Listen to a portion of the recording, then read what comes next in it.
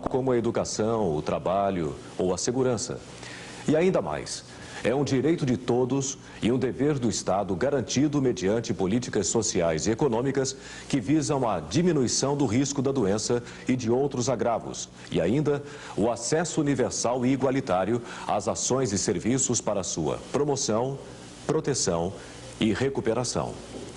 No Código de Ética Médica, a medicina está a serviço da saúde do ser humano e da coletividade, sem discriminação de qualquer natureza.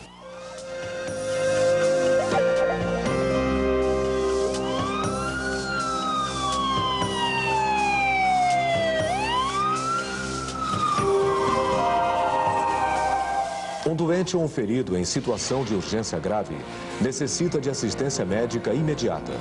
Um direito garantido pela Constituição a todo brasileiro. A palavra-chave do Medicina Brasil de hoje é emergência. Vamos falar sobre o atendimento pré-hospitalar de urgência e emergência, que já está funcionando em algumas cidades do Brasil. Você vai conhecer o Serviço Integrado de Atendimento ao Trauma em Emergência, o CIAT de Curitiba. Esse médico também tem que passar por uma formação especializada em que ele recicla os seus conhecimentos básicos de realização desses atos e aprende a colocá-los em prática dentro de um ambiente que é totalmente diverso daquele que é o ambiente da sala de pronto atendimento ou de pronto-socorro ao qual ele está habituado. O Medicina Brasil foi a São Paulo, onde em parceria com o atendimento pré-hospitalar, funciona também uma central de regulação. O bombeiro sai, atende, esse médico orienta, inclusive, se for o caso, o atendimento do bombeiro intervencionista no local do acidente, e depois ele tem um contato com a central de regulação aqui, com o plantão controlador, que tem a grade de vagas dos hospitais, a grade de especialistas dos hospitais. E conhecemos o Serviço de Socorro de Emergência do Rio de Janeiro, onde a implantação do pré-hospitalar foi pioneira. O ano passado, em 1997, chegamos a 70 mil atendimentos de trauma e emergências clínicas.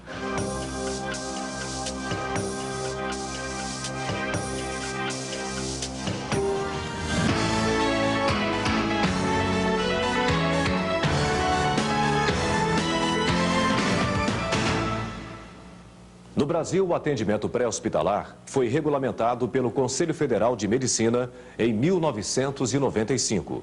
Mas foi no velho continente que surgiu esta ideia, ainda na década de 60. É um atendimento que já existe na Suécia, Grã-Bretanha, Portugal, Alemanha, Itália e França. O modelo adaptado às necessidades do atendimento médico de urgência do Brasil foi o da França. Para isto, foi assinado um convênio de cooperação entre os dois países. Essas imagens de arquivo são do Serviço de Assistência Médica de Urgência, o SAMU, da França. Tudo começou porque os médicos franceses perceberam que, enquanto nos hospitais os equipamentos do setor de emergência eram os mais modernos, as técnicas de transporte das vítimas do local do acidente até o hospital eram totalmente ultrapassadas. Hoje, quase 30 anos depois, o SAMU da França é um modelo a ser copiado em todo o mundo.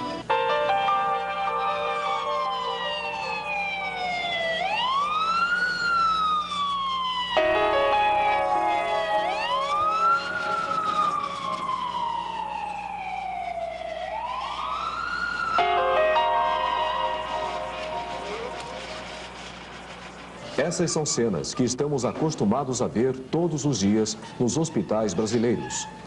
Mas a história da chegada da vítima com vida na emergência não começa aqui. Este programa vai levar você para uma viagem pelo Brasil para contar esta longa história.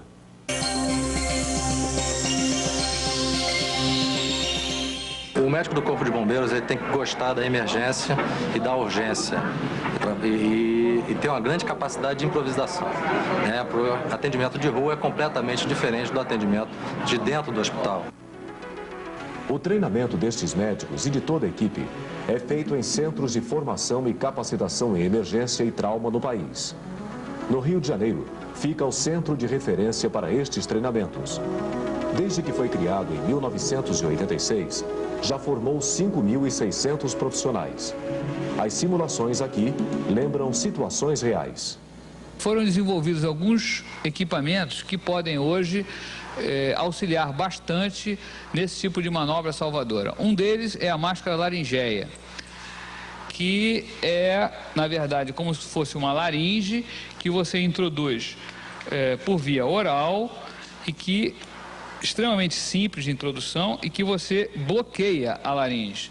Dessa forma, quando você ventila o paciente, o ar sai diretamente pelo orifício em cima das cordas vocais e ventila o pulmão.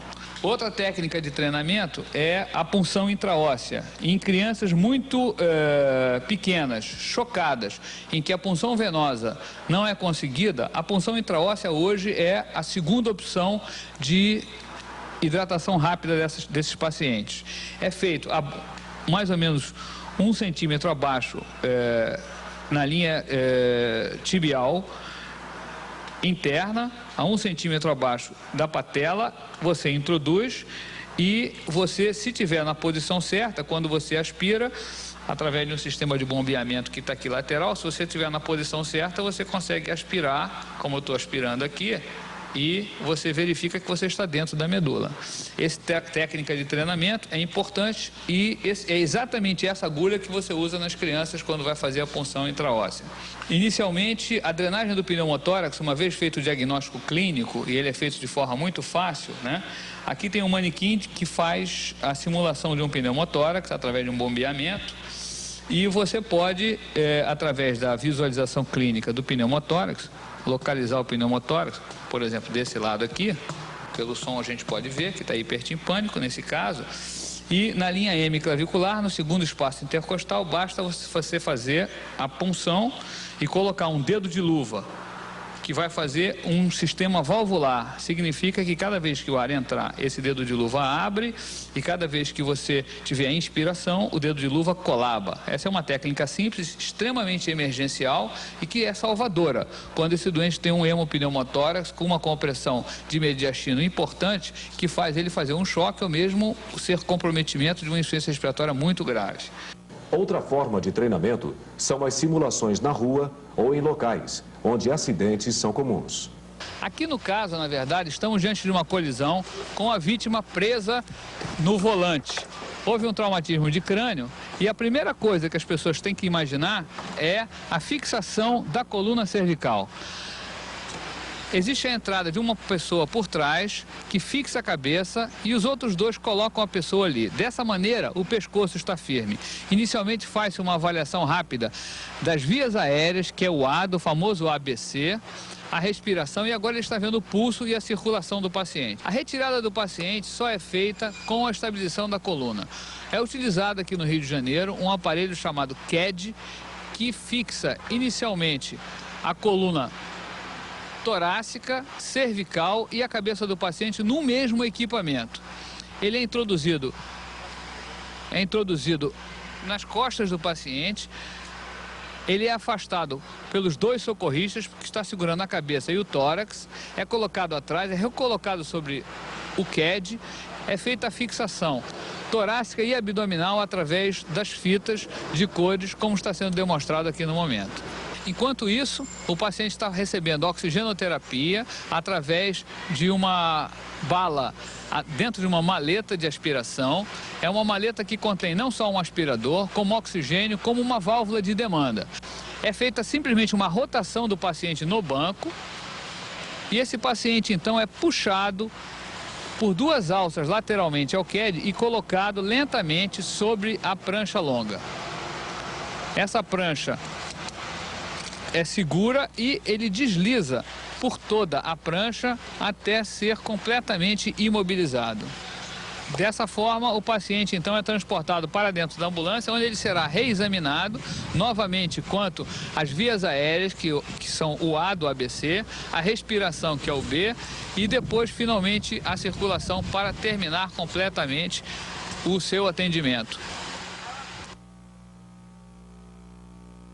A carga horária e os cursos de treinamento seguem periodicidade diferente para cada situação e função dentro da equipe.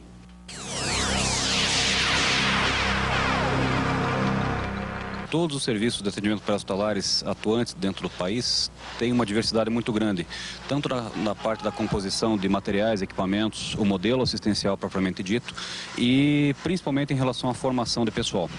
Existem estados que formam seus profissionais com cursos bastante curtos, em torno de 80, 100, 120 horas, outros mais longos, como é o caso do Paraná, que forma com um curso de 540 horas, e, portanto, existe uma evidente disparidade muito grande, não necessariamente na eficácia, mas na concepção do treinamento. O Conselho Federal está propondo uma normatização tanto dos aspectos dos módulos de treinamento que deverão ser desenvolvidos, tanto quanto a carga horária mínima necessária. Essa carga horária mínima se situará por volta de 220 a 250 horas de formação, o que poderá dar um critério mínimo de homogeneização para todos os estados do país. Oficialmente, o treinamento é dividido em 3 módulos, que vão dar capacitação técnica e científica para o início das atividades de assistência pré-hospitalar. O módulo comum a todos faz uma introdução ao atendimento e tem carga horária mínima de 12 horas. Já os módulos básicos visam capacitar telefonistas, motoristas, socorristas e técnicos em emergências médicas. Nesta etapa, eles aprendem anatomia e fisiologia, manejo com politraumatizado, ressuscitação cardiopulmonar e procedimentos específicos em casos de emergências clínicas, como em ataques cardíacos e também outras intervenções, como assistência a um parto, por exemplo. Aprendem ainda a reconhecer sinais de choque, entre outros procedimentos do atendimento pré-hospitalar. Este módulo normalmente tem 226 horas. De um terceiro módulo, com 60 horas, só participam médicos e enfermeiros. Estes profissionais são treinados para situações específicas ao atendimento pré-hospitalar. Quando há necessidade de intervenção na vítima mais grave, intervenção para a realização de manobras invasivas, para intubação endotraqueal, drenagem de tórax ou procedimentos de acesso venoso, enfim, qualquer procedimento de ordem cirúrgica, é necessária a participação de um médico plantonista que também está disponível 24 horas por dia. Daqui a pouco vamos conhecer a experiência de Curitiba e a agilidade do atendimento pelo 193. A gente volta já.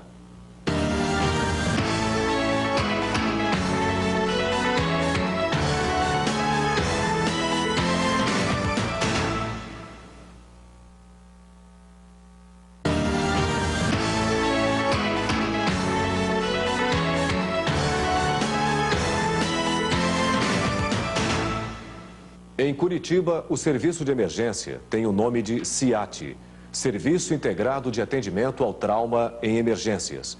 Ele funciona desde 1990 e hoje, dos 110 integrantes do sistema, 23 são médicos e se revezam em plantões, atendendo a 30 casos por dia.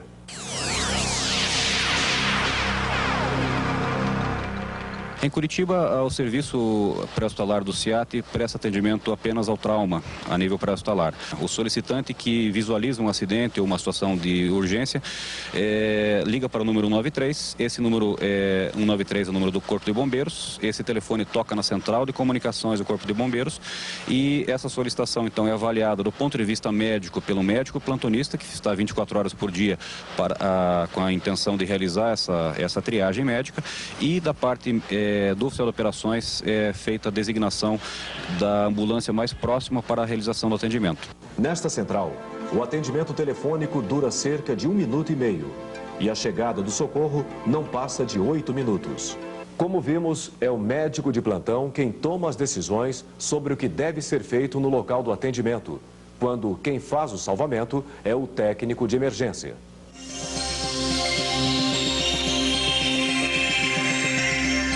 Quando alguém disca 193, não imagina que em menos de 1 minuto já tem uma ambulância a caminho. A correria é rotina. Cada segundo pode salvar uma vida. O sistema se inicia com o oficial do Corpo de Bombeiros responsável pelo atendimento telefônico. Ele toma nota do caso, do endereço e já mobiliza uma unidade de emergência enquanto continua a fornecer informações ao solicitante. No Rio, O tempo que uma ambulância leva para chegar até o local do chamado é de 7 minutos. Aqui se faz a triagem das ligações e a distribuição das ocorrências para a unidade do Corpo de Bombeiros mais próxima. Em apenas 25% dos chamados, o médico está presente. Essa divisão é feita por áreas. No Rio de Janeiro, o atendimento pré-hospitalar é chamado Grupamento de Socorro de Emergência, o GSE, e atende a cerca de 90 casos por dia. Os acidentes de trânsito são os campeões. Em segundo lugar, aparecem as emergências clínicas, como o mal súbito. As quedas ocupam o terceiro lugar. Quanto à faixa etária, o maior número de vítimas tem entre 21 e 30 anos. O informe se membro inferior esquerdo apresenta pulso, motricidade e sensibilidade presente. Positivo. Membros superiores sem alteração, apresentando pulso, motricidade e sensibilidade preservados com coloração da pele normal. Só. Positivo. Queira realizar acesso venoso periférico com instalação de soro fisiológico a 0,9%, infundir 500 ml e encaminhar vítima ao hospital de referência. Informe. Positivo. Vai ser realizada esta conduta e esta viatura vai se deslocar para o Hospital Getúlio Vargas, operando por cá Sargento Moema. Positivo, Sargento Moema. Reiterando, queira manter condutas tomadas até o momento, incluindo oxigenoterapia e realizar acesso venoso periférico. Operando por cá, Tenente Júlio Teclar. Informe-se copiado. Positivo. Como vimos, é o médico de plantão quem toma as decisões sobre o que deve ser feito no local do atendimento, quando quem faz o salvamento é o técnico de emergência. Esses socorristas são sargentos com um mínimo de 10 anos de experiência como auxiliar de enfermagem que acionam o centro de operações quando necessitam de um suporte médico. Nos casos mais graves, como por exemplo, hemorragias, vítimas presas em ferragens, baleados, esfaqueados e vítimas inconscientes, há sempre a presença médica. É esta uma das características importantes do modelo francês para o sistema de atendimento pré-hospitalar. É a regulação médica.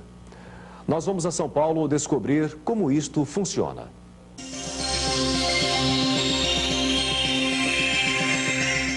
Então, aqui no estado de São Paulo, o sistema de urgência ele começou a ser realmente pensado e implantado a partir de 1989, quando foi feito, a nível da Grande São Paulo, um convênio entre a Secretaria de Estado da Saúde e a Secretaria da Segurança Pública, também do Estado. Foi firmado um convênio entre, na parte da Secretaria da Segurança, entre o Corpo de Bombeiros e o Grupamento de Rádio e Patrulhamento Aéreo da Polícia Militar, e nós começamos, então, um programa de atenção às urgências a nível do pré-hospitalar. Como nós sabemos, nós dividimos o atendimento de urgência em dois grandes grupos, né? O atendimento pré-hospitalar e o atendimento hospitalar. Nas experiências do resto do Brasil, o médico regulador toma estas decisões na Central 193. Em São Paulo, o sistema funciona de forma diferente. Vítimas com lesão de causa externa são atendidas pelo 193, de responsabilidade da Secretaria do Estado da Saúde, Corpo de Bombeiros e Grupamento de Rádio Patrulha Aérea. Já os casos clínicos ou atendimentos domiciliares são encaminhados para o Sistema Municipal de Atendimento Pré-Hospitalar pelo número 192. Os dois serviços, por serem complementares, são regulados pela Coordenação de Saúde da região metropolitana. Nós colocamos um médico na central de operação do bombeiro, que regula o sistema lá, então o bombeiro sai, atende, esse médico orienta, inclusive, se for o caso, o atendimento do bombeiro intervencionista no local do acidente, e depois ele tem um contato com a central de regulação aqui, com o plantão controlador, que tem a grade de vagas dos hospitais, a grade de especialistas dos hospitais e até os recursos diagnósticos, onde pode ser feita uma tomografia, onde pode ser feita uma avaliação neurológica, onde eu tenho vaga de queimado, de UTI infantil, etc. Então, esta integração é que vai promover, então, o atendimento definitivo. É a rapidez nas decisões, aliada à alta tecnologia, o que faz com que o atendimento pré-hospitalar de urgência e emergência seja capaz de salvar vidas após os primeiros minutos depois do trauma. Uma pesquisa do SAMU francês chegou aos seguintes resultados. sem atendimento pré-hospitalar de emergência. No caso de choque, 15% das vítimas morrem até 2 horas depois do acidente, 50% até 5 horas e 85% em até 12 horas. Já para as vítimas com hemorragia, 15% das mortes acontecem em até 20 minutos, 50% em até 30 minutos e 80% em até 80 minutos. No caso de ataque cardíaco, 15% das vítimas morrem em 90 segundos, 50% em até 2 minutos após o ataque e 85% em até 4 minutos. O atendimento pré-hospitalar, ele é aquele que salva a vida das pessoas que vão realmente falecer nos momentos iniciais do trauma. As pessoas, quando vão falecer imediatamente, falecem 50% delas na primeira hora após o trauma. 30% falecem nas 3 primeiras horas, normalmente já dentro da sala de emergência, e 20% só vão falecer de complicações, normalmente 1 semana ou mais depois. Essa é a média da estatística. É por isso que cada profissional que participa do atendimento tem que ser treinado e atender aos quesitos básicos para o trabalho. Desde o telefonista, que anota os primeiros dados sobre os chamados a 193, passando pelo motorista das ambulâncias, que também auxilia no manejo das vítimas, e pelo socorrista, treinado para atendimento pré-hospitalar, há também o radiooperador, que faz o controle dos veículos. Na especialização médica, estão os auxiliares de enfermagem e os enfermeiros, que podem ter ações administrativas e operacionais. Os médicos são treinados para trabalhar na regulação médica, no suporte avançado de vida em ambulâncias e na gerência do sistema. Um trabalho em conjunto que une forças para que os resultados sejam positivos. Normalmente nós ensinamos o bombeiro a fazer primeiros socorros. No sistema da BR-116, os bombeiros nos ensinaram a fazer o salvamento. Então, como que a gente desce num morro, né? Vira e mexe, despenga um caminhão na ribanceira. Então, como é que se usam as cordas, como é que se faz salvamento de alturas. Então, existe uma troca, né, de experiências, né, de quem sabe mais, quem tem a competência maior para fazer determinada coisa, ensinando para o outro, né, como é que se faz aquilo da melhor maneira possível para que o sistema funcione bem como um todo. A seguir, a tecnologia que salva vidas.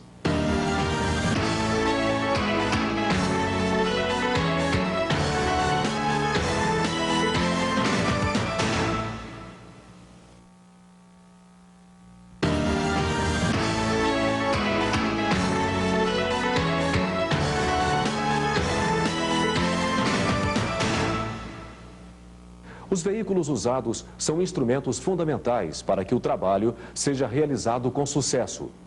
Normalmente, existem ambulâncias, helicópteros e até barcas. Nas experiências que o Medicina Brasil visitou, vimos como os veículos são equipados para transportar os pacientes com rapidez e sem riscos.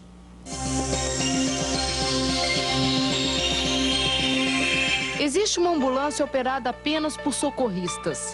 Não possui equipamentos para procedimentos invasivos. Com o treinamento que os enfermeiros recebem, nessa unidade eles têm condições de estabilizar o paciente, por exemplo, com curativos para estancar hemorragias importantes ou fazer imobilizações das colunas cervical e lombar. Essa ambulância possui equipamentos de mobilização que são devidamente acondicionados, uma maca retrátil que pode ser retirada, removida para fora da viatura e recolocada, uma tábua para mobilização de coluna, imobilizadores de cabeça que permitem a fixação adequada durante o transporte do paciente, especialmente no paciente que tem suspeita de lesão cervical provável. Nesses armários são acondicionados todos os equipamentos que são utilizados pelo socorrista, inclusive oxímetro de pulso, materiais que podem ser utilizados para monitoração da pressão arterial, sondas nasogástricas, catéteres, são utilizados materiais de curativo. Esta ambulância carrega soro, soluções intravenosas para uma questão estratégica, para que o médico não tenha que carregar com ele um volume muito grande de soluções intravenosas. As ambulâncias possuem essas soluções, porém o médico é que carrega consigo o material de punção venosa de modo a poder realizar o procedimento. Durante todo o trajeto da ambulância do local do acidente até o atendimento definitivo ao nível do hospital, esse paciente recebe continuamente cuidado da equipe dentro desse veículo. Quando o paciente se encaixa nos 20% das vezes em que há necessidade de intervenção médica local, o médico também atua dentro desse veículo e, portanto, existe possibilidade de esse veículo comportar um paciente, um médico e 1 ou 2 socorristas auxiliares. Quando é necessária a presença médica, o profissional se desloca até a ambulância de socorristas. Nesses casos, o próprio médico transporta o material a ser utilizado nos procedimentos que só ele pode executar. Na maleta, todo o equipamento para intubação, como o laringoscópio e o tubo endotraqueal. Material para punção venosa, punção intraóssea e para pequenas intervenções cirúrgicas também são necessários. Além dos medicamentos de situações de emergência, do desfibrilador e do aspirador portátil. O material para drenagem de tórax fica estocado na própria ambulância. No Paraná, o número de atendimentos de 97 a 98 foi de cerca de 30 mil. Destes, a metade só na capital. Em Curitiba, uma cidade de 2 milhões de habitantes, o maior responsável pelas mortes por causas externas é o trânsito, seguido pelos homicídios.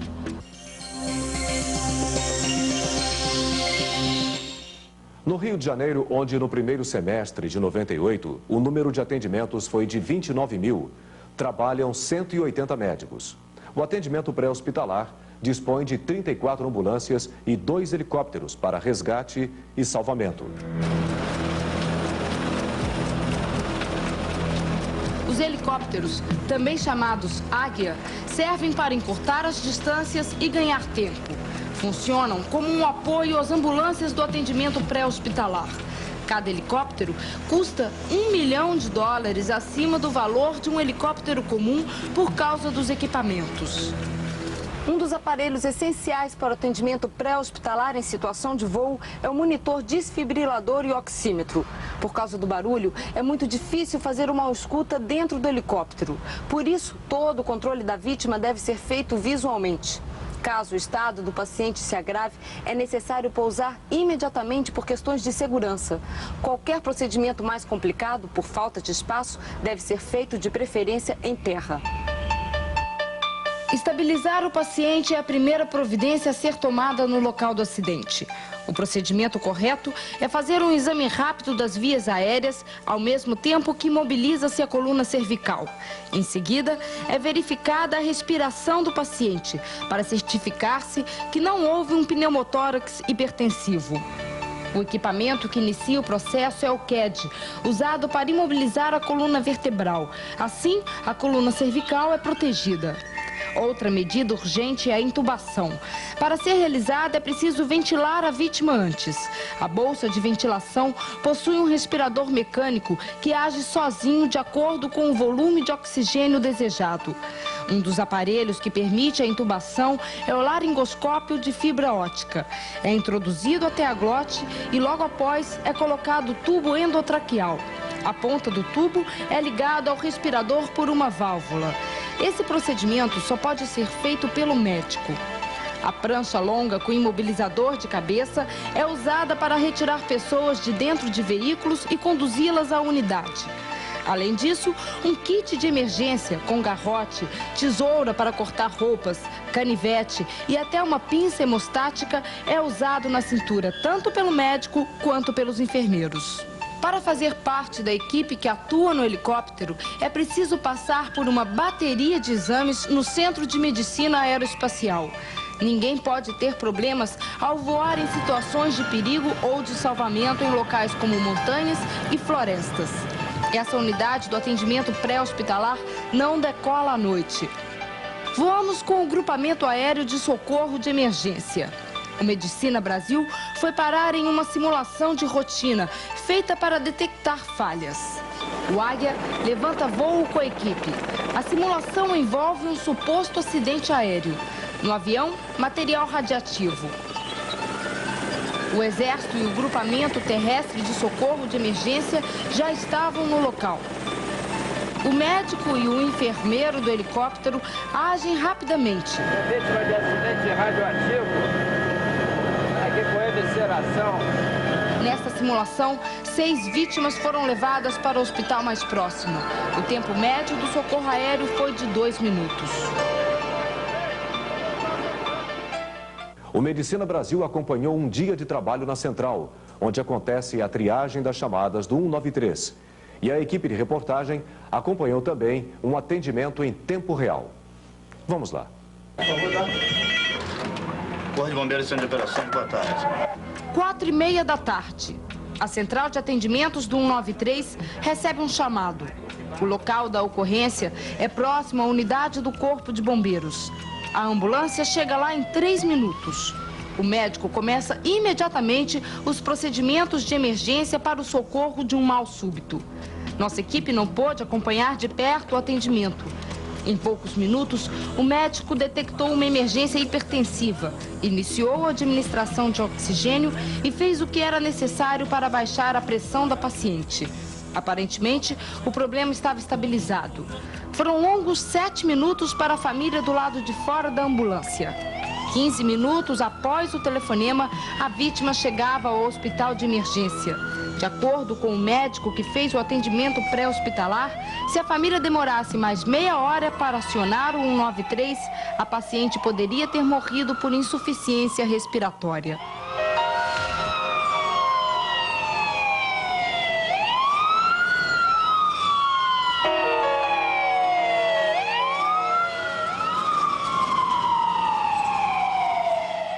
O programa de hoje termina no mesmo ponto em que começou, com a vitória destes médicos e de toda a equipe.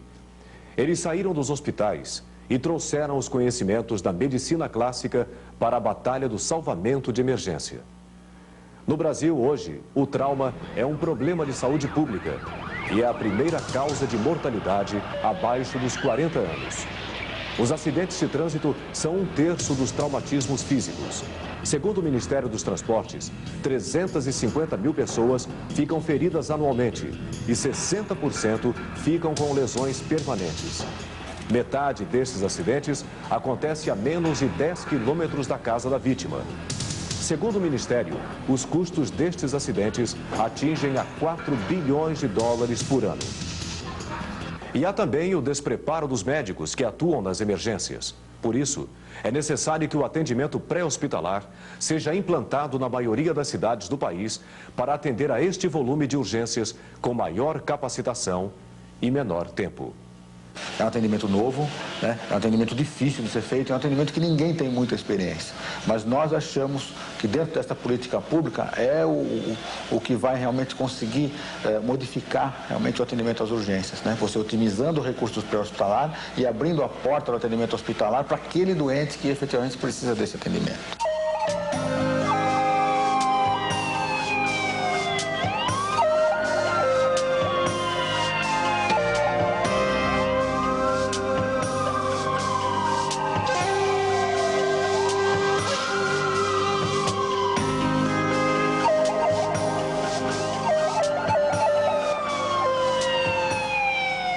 Esta é a mensagem do Conselho Federal de Medicina para todo o país, no sentido de criar um sistema de atendimento pré-hospitalar, que é um serviço médico e, portanto, a sua coordenação, regulação e supervisão direta e à distância deve ser efetuada por médico, existindo, logicamente, outros profissionais interagindo junto com esse profissional, de tal modo que se possa dar qualidade de atendimento pré-hospitalar, isto é, no momento que o agravo acontece, possa ter uma assistência adequada a todo cidadão brasileiro, visando principalmente a qualidade nesse atendimento.